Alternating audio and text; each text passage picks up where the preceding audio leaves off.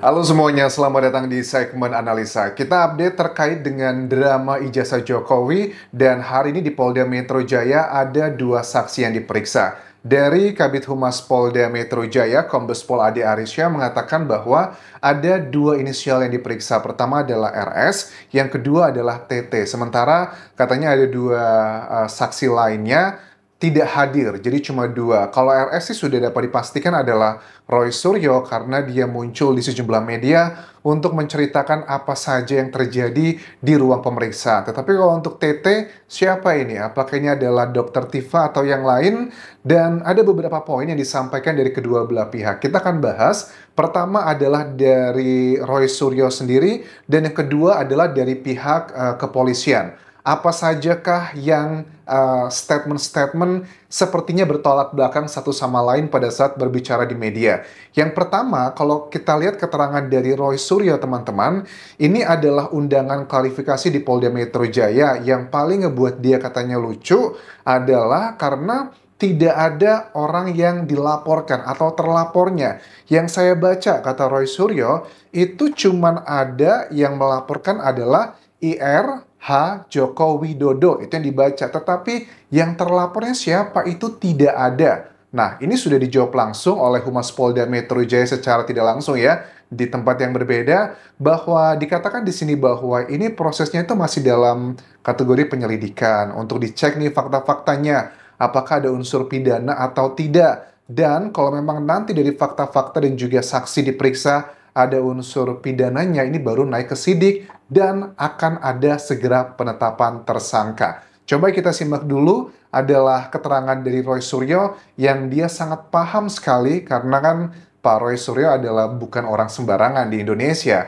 Beliau adalah orang yang punya kekuatan ekonomi, sosial, dan juga pendidikan, mantan menteri loh di Indonesia. Dan dia mengatakan dengan tegas, saya hanya menjawab pertanyaan yang sesuai dengan undangan, yang sesuai dengan ada di nota undangannya. Kalau pertanyaan-pertanyaan melebar, jelas saya tidak akan menjawab. Ini tidak mungkin terjadi kalau kita nggak ngerti hukum, dan ini yang disampaikan oleh Roy Suryo, teman-teman.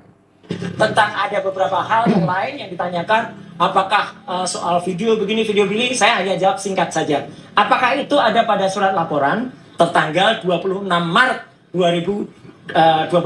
Ketika ditanyakan tidak terkait dengan itu, ya sudah. Jangan tanya saya yang tidak ada kaitannya dengan itu. Ya, jadi kalau sama tidak ada itu, jadi lokus dan tempusnya tidak sama dengan apa yang ada pada surat undangan, ya sudah, itu tidak perlu dijawab. Oke, ini pasti pusing ya penyidiknya pada saat melakukan pemeriksaan ke Roy Suryo. Memang di tanggal 26 Maret 2025 itu kejadiannya apa sih, Anjas? Jadi, kalau aku simak dari keterangan Kombes Pol Ade Arisam, ternyata tanggal 26 Maret 2025 itu adalah momentum menurut pelapor, yakni adalah Joko Widodo, dia mengetahui adanya pencemaran nama dirinya. Katanya dikatakan ijazahnya palsu, kemudian dibahas hal-hal yang ngebuat namanya terjatuhkan, dan dia memerintahkan ADC-nya untuk mengumpulkan sejumlah bukti, baik itu rekaman digital ataupun juga di platform X ya, untuk dijadikan barang bukti. Ini kejadiannya katanya ada di sebuah kampus. Apakah itu yang dimaksudnya? Jadi hanya fokus pada 26 Maret 2025. Apakah ini juga ada hubungannya sama Roy Suryo? Apakah Roy Suryo saat itu berada di lokasi tersebut yang dimaksudkan oleh sang pelapor Joko Widodo?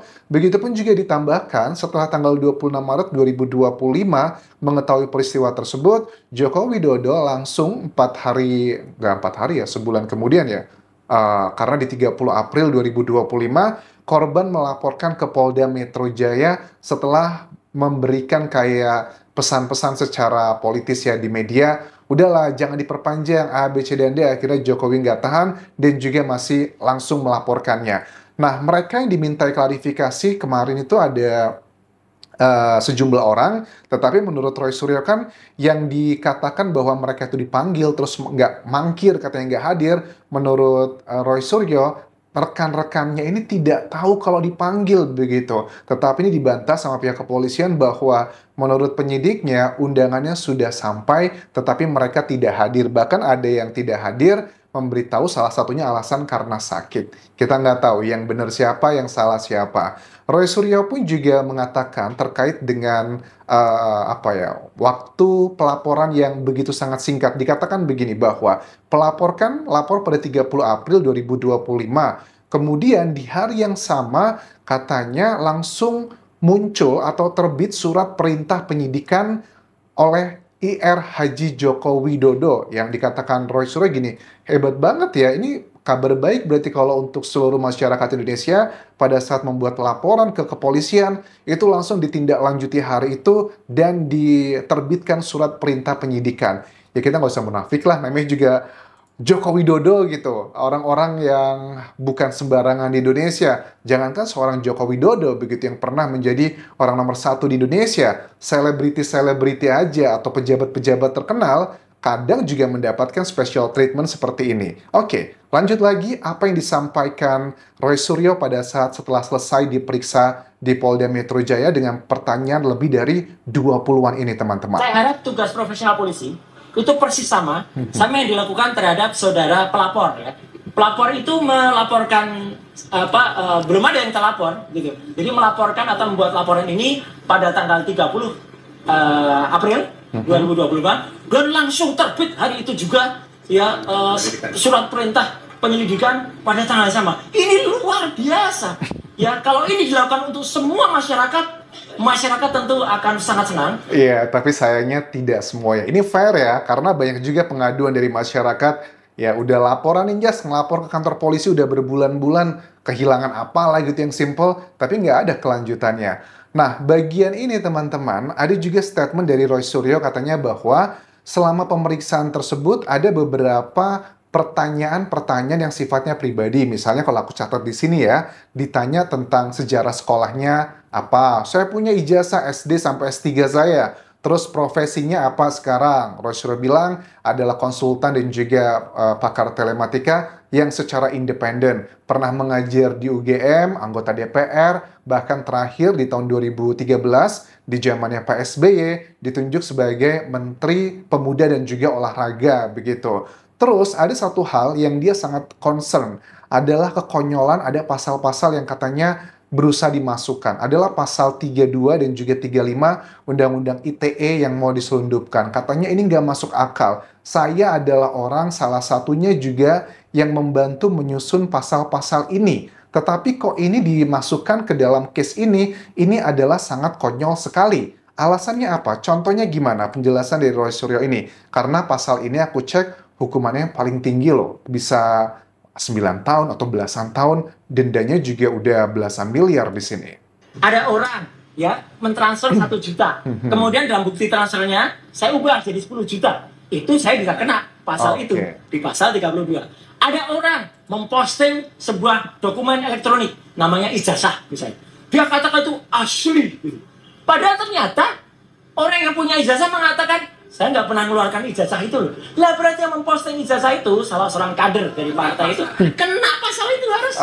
Oke, jadi plot twistnya menurut versi Roy Suryo bahwa harusnya yang lebih tepat dikenakan pasal tersebut adalah kepada kader partai yang pertama kali memposting ijazah Jokowi kalau itu bukanlah ijazah Jokowi yang asli gitu. Karena kita masih belum clear, Jokowi juga ditanya sama media kan beberapa kali, apakah ijazah yang ada di sosial media itu sekarang adalah miliknya Pak Jokowi, ya atau bukan? Kuasa hukumnya pun juga tidak mengiyakan atau juga tidak menidakkan teman-teman.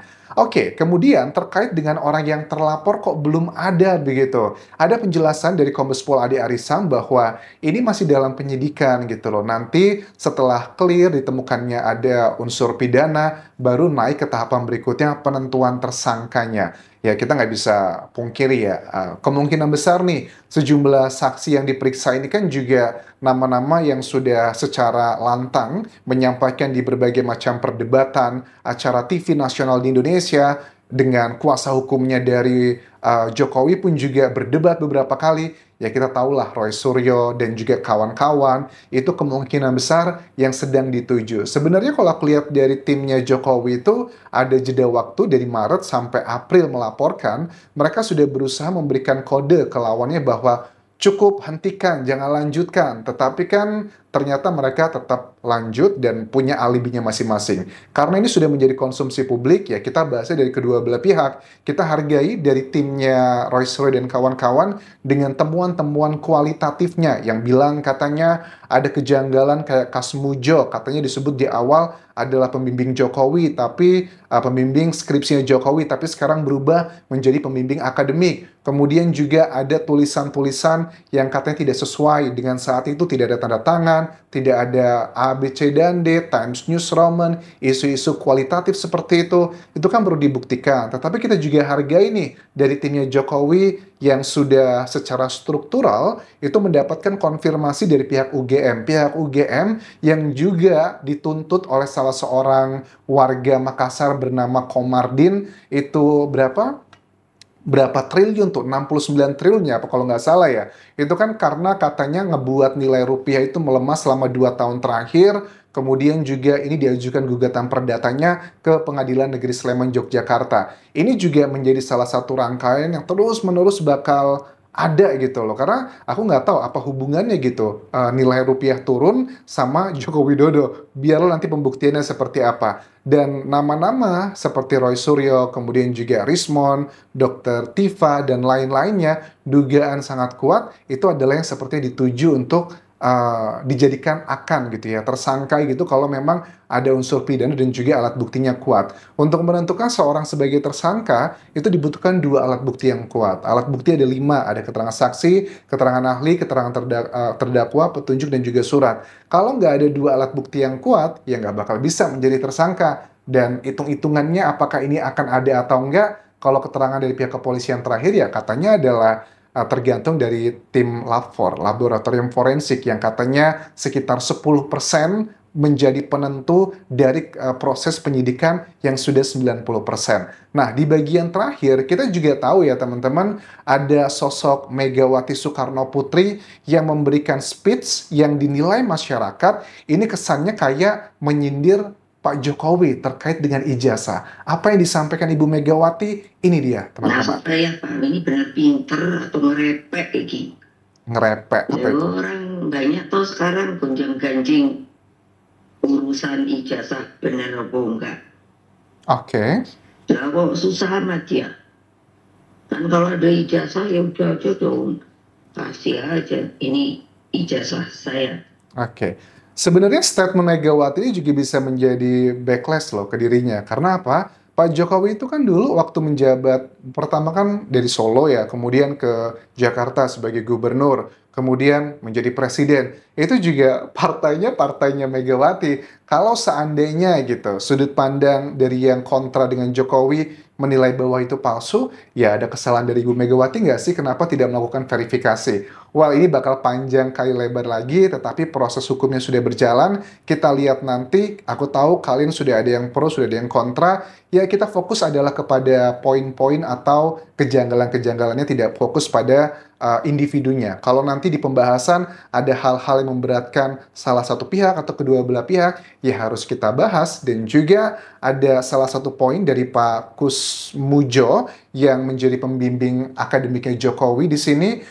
Beliau mengatakan dengan tegas bahwa saya bukan pembimbing skripsinya Jokowi, tapi yang membimbing skripsinya Pak Jokowi adalah Profesor Sumitro. Saat itu tugasnya dia hanya membantu mahasiswa untuk memahami materi kuliah saja, karena saat itu Pak Kasmujo statusnya sebagai dosen kayak, apa istilahnya itu, kayak ya stafnya dosen lah ya, aku lupa istilahnya itu, mungkin asisten dosen kali ya kalau di Indonesia sebutannya, jadi belum mengajar saat itu. Oke, kita lihat nanti pembuktiannya seperti apa. Lidah tak bertulang, setiap orang bisa mengalibikan macam-macam, tetapi alat bukti tidak bisa dibohongi kalau memang betul prosesnya sudah berjalan dengan benar dan juga adil, teman-teman. Sampai ketemu lagi di video berikutnya. Tinggalkan like dan juga komen, subscribe channel YouTube ini, follow Instagram, Facebook pageku, dan juga akun TikTok Dian Jasa Asmara. Sampai jumpa.